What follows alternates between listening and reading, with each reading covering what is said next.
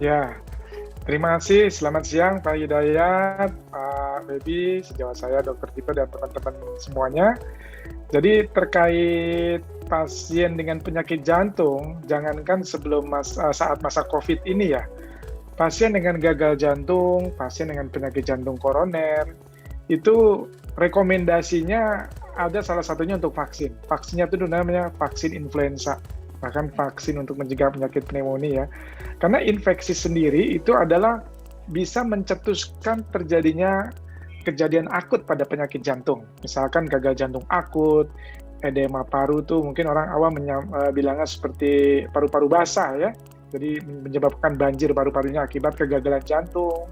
Kemudian serangan jantung tersendiri dicetuskan salah satunya oleh infeksi. Jadi infeksi apapun. Nah, apalagi sekarang lagi pandemi, situasinya sedang COVID.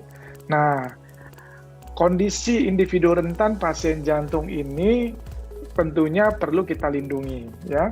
Jadi pasien jantung, pasien dengan penyakit jantung, baik itu gagal jantung, gangguan irama, pasca pemasangan ring, atau penyakit jantung koroner, ini sebenarnya adalah individu rentan yang perlu kita lindungi, yaitu salah satunya dengan cara pertama tentu prokes ya, menjaga protokol kesehatan, dan dilindungi dengan vaksin.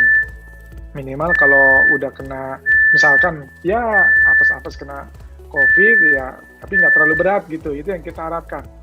Jadi justru direkomendasikan pasien dengan penyakit jantung untuk dilakukan vaksinasi. Jadi dari Perkik sudah keluar rekomendasinya, kita ada tim khusus namanya Satgas Vaksinasi Perki dan juga Satgas COVID Perki sudah membicarakan dan mendiskusikan, sehingga kita pun sudah mengeluarkan salah satunya bahwa rekomendasi bahwa pasien dengan penyakit jantung untuk segera dilakukan vaksinasi. Namun, memang ada namunnya ya, tidak semua penyakit jantung. Ada namanya penyakit jantung yang kejadian akut. Apa tuh akut? Kejadian yang muncul sehingga harus dirawat di rumah sakit, misalnya gagal jantung akut, serangan jantung, atau bahasa kedokterannya sindroma koroner akut.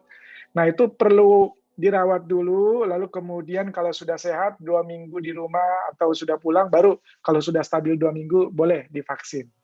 Karena tentunya kita fokuskan untuk menangani kegawatan jantung dulu. Jadi yang kegawatan jantung biar diatasi dulu, kegawatannya sudah selesai, lalu kemudian 2 minggu kemudian bisa divaksin, atau 4 minggu kemudian. Nah, bagaimana dengan yang tindakan? Ada pasien jantung yang pemasangan ring, misalkan dia prosedurnya bersifat rencana, elektif karena ada penyempitan, maka itu pun bisa untuk divaksin setelah sekitar 1 minggu setelah tindakan.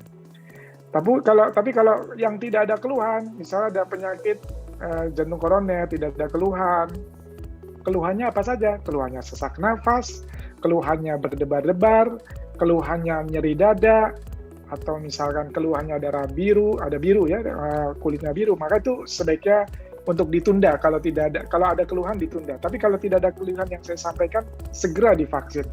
Jadi untuk segera. Nah, ini juga saya sampaikan juga buat tenaga vaksinator yang men-screening, juga saya sampaikan, kalau memang tidak ada keluhan, silakan untuk divaksin. Walaupun dia udah pernah riwayat jantung, artinya tidak ada keluhan, ya silakan untuk divaksinasi.